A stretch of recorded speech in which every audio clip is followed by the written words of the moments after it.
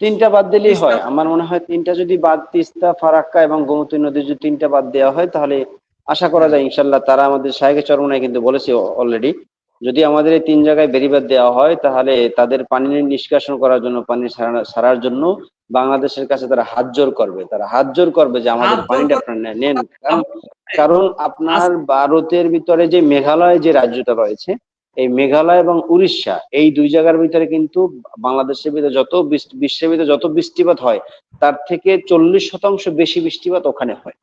তো হ্যাঁ তাদের যে ওখানে হয়। পানি এবং তাদের যে পানি যে নিষ্কাশনের জায়গাটা, ওটা কিন্তু পরিপূর্ণ ও জায়গায় আবদ্ধ করে রাখে, এবং যখন তাদের পানিটা বেশি হয়ে যায়, তখন কিন্তু ওই পানিটা গোমতী এবং তিস্তা ব্যারেজ থেকে আমাদের দিকে মানে দেওয়া হয়।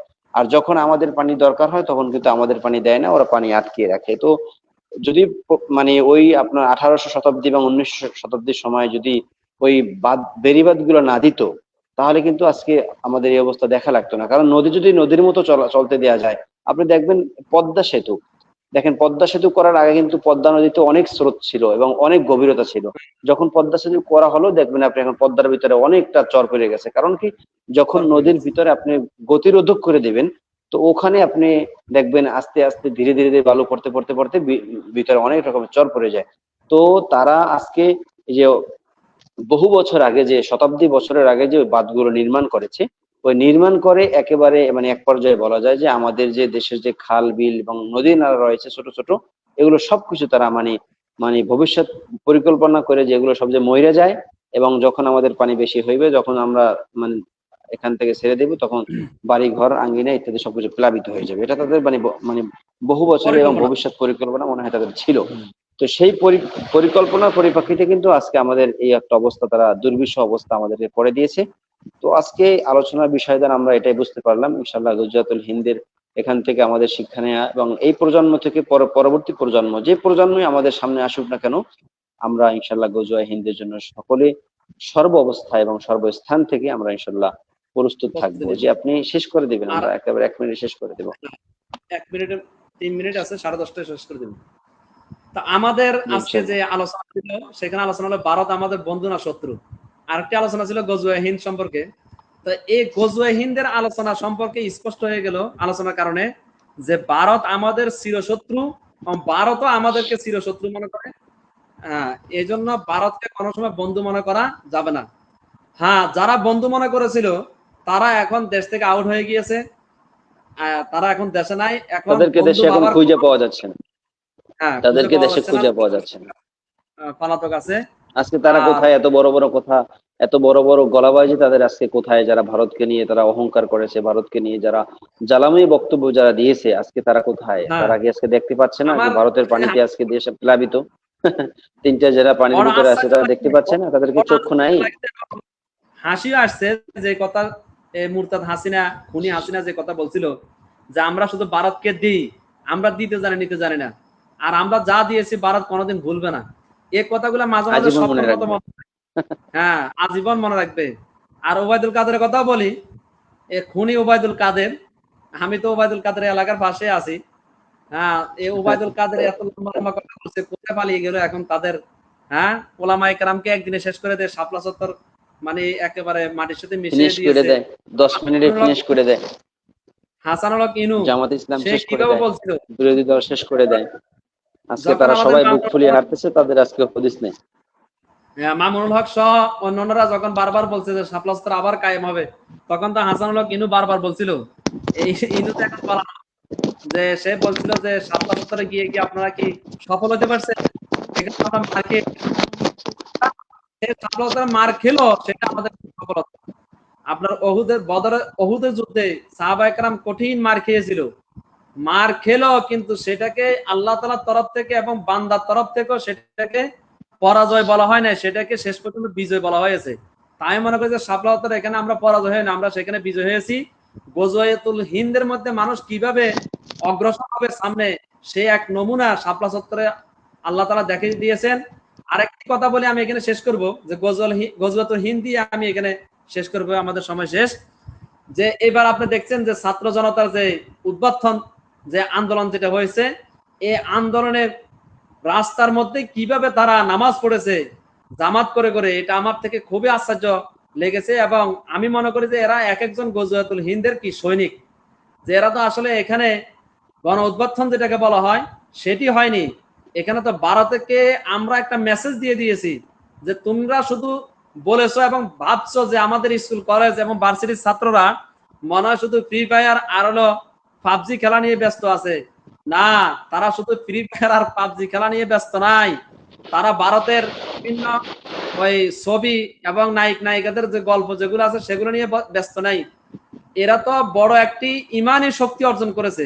যদি ইমানি শক্তি তো অর্জন না করতো তাহলে এরকম ভাবে রাস্তার মধ্যে দাঁড়িয়ে দৃঢ়তার সাথে পিছন থেকে সামনে থেকে পাশ থেকে যখন গুলি আসতেছে তখনও তারা কিন্তু নামাজ পড়িয়ে দেখে দিয়েছে যে আমরা আসলে এখানে শুধু বাংলাদেশে এখন নেমেছি তা নয়, আমরা গজওয়াতুল হিন্দের বড় বড় এক একজন সৈনিক হব এবং অলরেডি আমরা সৈনিক হয়ে গিয়েছি।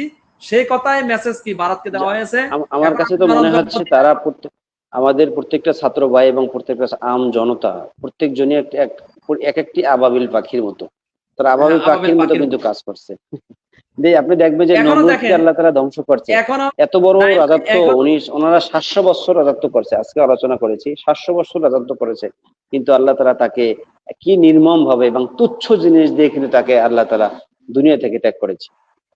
তো এরকম ভাবে যুগে যুগে অনেককে একটু লক্ষ্য করলে বলতে পারবেন জি যে এখন যে পানির অস্ত্র ভারতে চলে এসেছে, যারা আছে তারা কি পরিমাণ উদ্দীপনার সাথে আগ্রহের সাথে এখানে উদ্ধার কাজ চালিয়ে যাচ্ছে এবং ত্রাণ নিয়ে দৌড়াদৌড়ি করছে।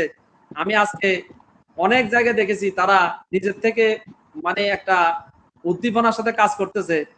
এটাও কিন্তু একটা যুদ্ধ, মানে পানির অস্ত্রের সাথে তারা যুদ্ধ চালিয়ে যাচ্ছে কিন্তু পিছপা হচ্ছে না, মানুষদেরকে উদ্ধার করতেছে। আজকে একটা বিষয় আমরা লক্ষ্য করছি যে দেখেন আসসুন্নাহ ফাউন্ডেশনে যে বাড্ডা যে তাদের অফিস আছে এবং নিজ কার্যালয় আছে, ওখানে আম জনতা এবং সাধারণ শিক্ষার্থীরা এতভাবে এবং ইভেন ঢাকা বিশ্ববিদ্যালয়ের শিক্ষক পর্যন্ত ও জায়গায় গেছে যে হুজুর আমাকে একটু সময় দিন, আমি আপনাদের এই কাজের ভিতরে হাত লাগাবো।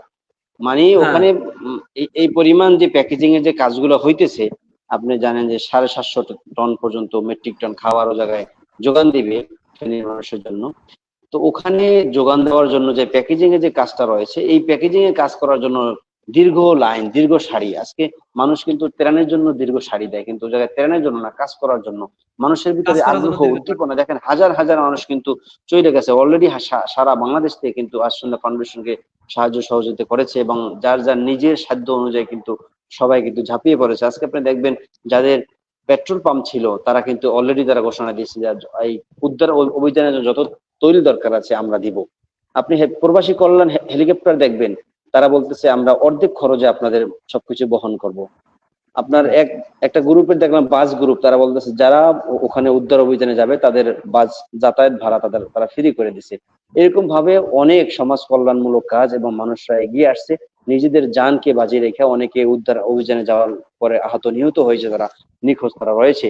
কিন্তু তারপরেও কিন্তু মুসলমান তার মুসলমান ভাইকে রাইখা, মুসলমানকে ক্ষুধার্ত অবস্থা রাইখা কিন্তু কেউ পিছপা হচ্ছে না এবং অনেকে ইনশাল্লাহ এর দিকে ইনশাল্লাহ এগিয়ে আসছে।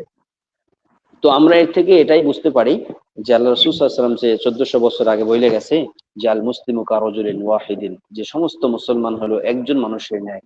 তো একজন মানুষ যদি দুঃখিত হয়, একজন মানুষের এক অঙ্গ যদি দুঃখিত হয়, সর্ব অঙ্গ কিন্তু দুঃখিত হয়। তদ্রূপ ভাবে আমার পাশের জেলার মানুষ দুঃখে থাকবে, তারা কষ্টে থাকবে, আর আমরা আরামে আয়েশে বসে থাকবো, কিছুই করবো না, এটা কিন্তু একজন প্রকৃত মুসলমান বা মুমিনের কাজ হতে পারে না। এই পরিপ্রেক্ষিতে মনে হয় আজকে সারা বিশ্বের এবং সারা দেশের মানুষ জাগরণ সৃষ্টি হয়েছে এবং তাদের উদ্ধার অভিযান যে যেভাবে পেরেছে। আজকে আমি মসজিদে কালেকশন করছি, সমস্ত মসজিদে কালেকশন হয়েছে, বিভিন্ন রাস্তাঘাটে বাজারে এদিক সেদিক সমস্ত জায়গায় মানুষ সাহায্যের হাতকে বাড়িয়ে দিয়েছে। তো এর দ্বারা তারা অমুসলিমরা এবং গাজুয়া হিন্দের যারা হিন্দুস্তানের লোকেরা এবং পুরো বিশ্বে যারা মুসলমান কট্টরপন্থী যারা রয়েছে তারা দেখতে পারবে হায় যে আমরা এক জাতিকে ধ্বংস করতে চাইছিলাম, যে ওই এক জাতিকে ধ্বংস করার পিছনে কিন্তু হাজার জাতি দাঁড়াই গেছে। তো এটা দ্বারা কিন্তু একটা বড় একটা মেসেজ কিন্তু অলরেডি চলে গেছে সমস্ত মানুষের কাছে যে আমরা এক দুই জেলাকে আমরা মারতে পারবো না, কারণ এক দুই জেলার সাথে আরো 62 জেলা আছে। আপনি আরেকটু খেয়াল করলে দেখবেন যে প্রবাসী যারা আছে, প্রবাসীদের কালকে আমি দেখলাম এবং কয়েকজন প্রবাসীর সাথে আমার, বিশেষ করে আমার একজনের সাথে ভালোভাবে কথা হয়েছে, প্রায় 1 ঘন্টার মতো আমি কথা বলেছি। তো প্রবাসীদের যে উদ্বেগ, তারা বলছে যে সরকার শুধু উদ্যোগ নিক এবং একটা যদি ফান্ড ব্যাংকের খুলুক। অ্যাকাউন্ট যদি খুলে, হ্যাঁ ফান্ড খুলুক, সেখানে আমরা সাধ্যমতে ইনশাল্লাহ অনুদান পাঠাবো যে ফারাক্কার ওখানে বাঁধ দেওয়ার জন্য, তিস্তাতে বাঁধ দেওয়ার জন্য এবং গোমতী নদীতে কি বাঁধ দেওয়ার জন্য। অবশ্যই অবশ্যই। এবং সরকার যদিও সেটি এখনো শুরু করেনি, ইনশাল্লাহ আশা করি শুরু করবে, কিন্তু সরকার যেটা শুরু করছে এটাও খুব প্রশংসনীয়। সেটি হলো যে ত্রাণের জন্য, মানে এদের মানে যারা ক্ষতিগ্রস্ত হয়েছে তাদেরকে ত্রাণ দেওয়ার জন্য অলরেডি সোনালী ব্যাংকে একটি অ্যাকাউন্ট খোলা হয়েছে, একটা ফান্ড খোলা হয়েছে এবং বলা হয়েছে যে সেখানে যে যা পারে সাধ্য মতো সেখানে পাঠাবেন এবং এগুলা শুধু